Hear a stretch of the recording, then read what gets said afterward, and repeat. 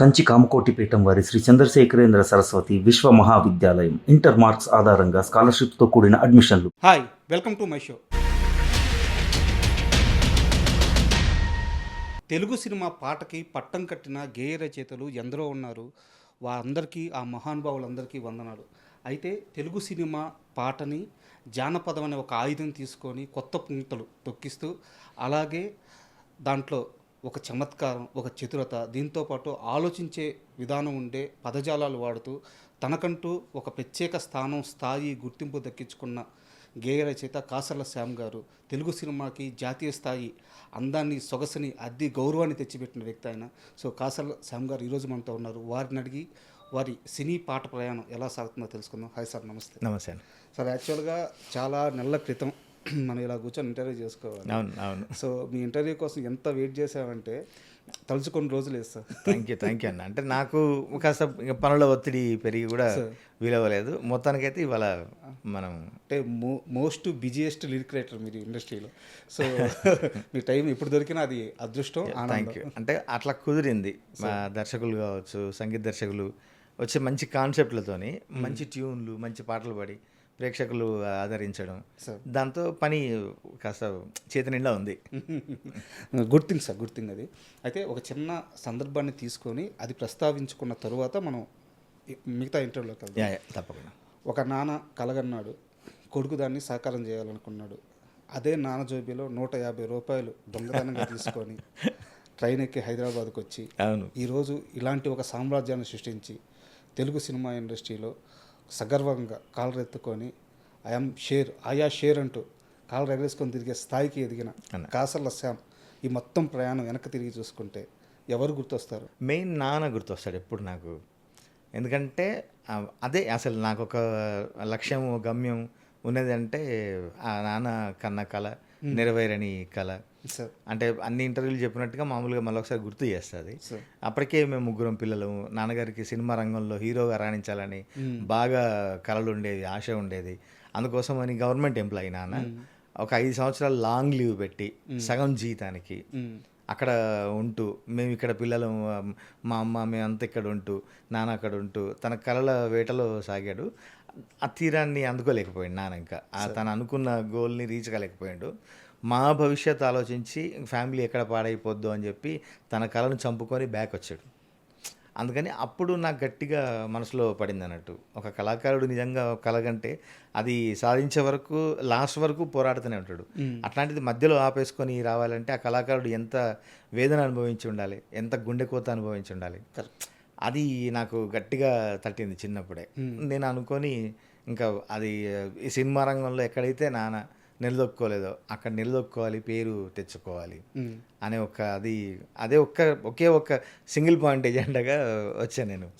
అందుకని ఇప్పుడు ఒక స్థాయిలో ఉండి, అంటే అందరూ ప్రేక్షకులు ఆదరిస్తూ మంచి మంచి పాటలు పాడుతూ ఉన్న మంచి రచయితలలో నేను కూడా నేను చెప్పుకునేదాకా వచ్చిన ఈ ప్రయాణం చూసుకుంటే ఇప్పుడు నిజంగా నాన్న లేరు. నాన్న 2017లో చనిపోయారు. ఇప్పుడు నాన్న ఉండుంటే ఈ ప్రయాణాన్ని ఇంకా సంతోషించేవాడు కదా అన్నది అనుక్షణం గుర్తొస్తుంటుంది. అదొకటే, ఆ బాధ అది ఉంటుంది. ఇంకా నన్ను వెన్ను తట్టి పంపిన నా వరంగల్ జిల్లా ప్రజలు, ప్రేక్షకులు, నాకు ఒక ధైర్యాన్ని ఇచ్చిన నా గురువులు, అక్కడి ఉన్న ప్రతి కవులు, మా దగ్గర కవి సమ్మేళనాలు, అంటే ఇంటికొక సాహితీ సంస్థ ఉండేది వరంగల్లో, ఇప్పటికీ ఉన్నాయి సంస్థలు. వాళ్ళందరి సాన్నిధ్యము, వాళ్ళని చూసి నేర్చుకున్నది. నేను కాళోజీ గారిని కళ్ళారా చూశాను. నేను ఎన్నో వేదికల్లో కాళోజీ గారి ఉంటే ముందు వరుసలో కూర్చొని వినేవాళ్ళని. మా దగ్గర ఇందార కిషన్ రావు గారు అన్నారు, ఆయన మంచి మంచి ప్రొఫెసర్ విశ్వం గారు, విద్వాన్ విశ్వం గారు, ఇట్లాంటి వాళ్ళు వీళ్ళని చూసుకుంటూ పెరిగి అదంతా నాకు ఒక బలంగా పెట్టుకొని నా రెక్కలకు అదొక ప్రతిదీ ఒకటి అన్నట్టుగా బలాన్ని చేకూర్చుకొని ఇక్కడికి వచ్చాను. వాళ్ళందరినీ తలుచుకుంటా ఈరోజు నిజంగా. సార్, నాన్నగారు ఉన్నప్పుడు, అంటే అప్పటిదాకా జరిగిన ప్రయాణం వరకు ఏ పాట విని ఆయన ఆనందపడ్డారు, బాగా రాసేవరా, నచ్చిందిరా అని చెప్పిన పాట ఏంటి? నాన్నగారు ఉన్నంత వరకు అప్పటికి నేను సాధించిన గొప్ప ఫీట్ ఏంటంటే, రామ్ గోపాల్ వర్మ గారు మళ్ళీ కంబ్యాక్ ఇచ్చిన సినిమా రౌడీ ఉంది. ఆ రౌడీ సింగిల్ కార్డ్ 6 పాటలు నేనే రాశాను. అది నాన్నగారికి బాగా హ్యాపీ అనిపించిన విషయము. రాజా ది గ్రేట్ వరకు కూడా ఉన్నారు. రాజా ది గ్రేట్ టైటిల్ సాంగ్ రాస్తా ఉన్నా, పల్లవి అయిపోయింది, చరణాలు రాయాలి. అప్పుడు నాన్నగారు సిక్ అయ్యారు. నేను ఆ వేదిక మీద కూడా చెప్పిన అనిల్ రావిపూడి గారు నాకు మంచి ధైర్యం ఇచ్చి, లేదు ఆ పాట నీదే, ఇంకా పల్లవి అయిపోయింది కదా, చరణాలు వచ్చాక కూడా రాసుకోవచ్చు, మీ నాన్నగారిని చూసుకొని వచ్చాయని పంపారు.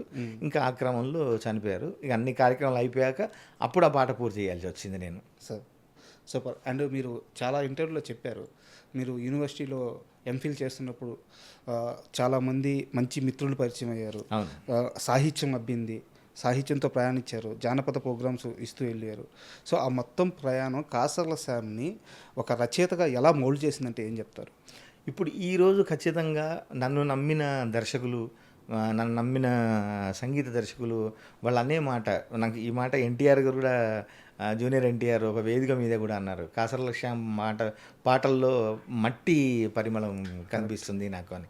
ఈరోజు అంతగానం వచ్చింది, మనం అంత స్వచ్ఛంగా, అంత ప్రజల భాషను కూడా మనం ఇప్పటికీ జనాలకి పరిచయం చేస్తున్నాం, మళ్ళీ వినిపించగలుగుతున్నాం ఈ జనరేషన్ కంటే ఈ జానపదం వేసిన పునాదే నాకు. ఈ జానపదం పట్టుకొని నేను తిరగని పల్లె లేదు. నేను పల్లెలో పుట్టకపోయినా పల్లెలోనే పెరిగా, పల్లెలోనే బతికా నేను. అసలు ఒక్కొక్క టైంలో మేము కార్యక్రమాలు చేసినప్పుడు మా టీంలో ఒక 10 మంది ఉంటే, ఆ టీం లీడర్ ఎవడైతే ఉండేవాడో ఊర్లలో వెళ్ళి ఒక్కొక్క ఇంట్లో చెప్పొచ్చేవాడు, అమ్మ ఒకరికి భోజనం దొరుకుతుందా మీ ఇంట్లో అని. అట్లా ప్రోగ్రామ్ ఇస్తుంటే మెల్లిగా వచ్చి మాకు ఇట్లా గోకేవాడు, అన్న ఒకరికి భోజనం సెట్ అయింది, వీళ్ళు ప్రోగ్రామ్ నడిపిస్తూ ఉంటారు, నువ్వు వెళ్ళి భోజనం చేసిరా, ఆ తర్వాత మళ్ళీ వచ్చి నువ్వు జాయిన్గా ఇంకొకరిని పంపిస్తాను. భోజనం దొరకకపోతే సార్? దొరకపోయేది ఊర్లలో, దొరకపోతే పస్తే అంతే. ఇంకేదో ఎక్కడో మళ్ళీ వేరే ఊరికి వెళ్ళినప్పుడు, లేకుంటే ఏ హోటల్లో ఉన్నో కాకాబట్టి ఒకరికి పాపం ఆడవాళ్ళు ఉన్నారు, వీళ్ళు ఉన్నారు అని చెప్పి బతిలాడి పెట్టేవాళ్ళు. ఇంకా ఎవరో ఊర్లో సర్పంచ్ వాళ్ళు వీళ్ళు అంటే ఇంకా ఆ రోజు పండుగే. ఏ కోడిగుడ్డు కూర పెడితే ఆ రోజు పండుగ అన్నట్టు. కోడిగుడ్డు కూర పెడితే పండుగ అట్లా తిరిగే వాళ్ళం. అంటే అప్పటికి నిజంగా నేను బాగా చదువుకున్నా, నేను మా డిగ్రీ అయిపోయింది, ఒక ఎంఏ చేస్తున్నా, అయినా కూడా ఆ జానపదం పాటలు, ఆ ప్రోగ్రాంలు ఇవ్వడం అది ఒక ఇష్టంగా ఉండేది. ఊర్లో వెళ్తే అంటే వేదికెక్కి పాటలు పాడుతుంటే వేల జనాన్ని అయినా ఒక కంజీర పట్టుకొని, చిన్న కంజీర పట్టుకొని పాడుతుంటే వేల జనాలు ఇట్లా ఊగిపోతుంటే ఆ మత్తు వేరే ఉండేది అన్నట్టు. And for more videos, please subscribe to iDream. Please subscribe to iDream. Please subscribe iDream. And please subscribe to iDream. For more videos, subscribe to iDream. please like, share and subscribe to the channel. Congratulations, iDream. Subscribe to iDream. Subscribe to iDream. So subscribe to iDream Media. iDream ki iDream team andarki huge congratulations. Please subscribe iDream Media. Please subscribe to iDream. Subscribe iDream. Please subscribe to iDream. iDream అంటే నా కళల ఛానల్ను subscribe చేసుకున్న నోరు తిరుగుతలేదు, మీరైతే గంట గుర్తు కొట్టండి. For more such videos, please subscribe to iDream. Subscribe to iDream. Please subscribe to iDream. Please subscribe iDream Media. Please do subscribe to iDream. Please subscribe to iDream Media. For best entertainment and information, please subscribe iDream. And don't forget to subscribe to iDream.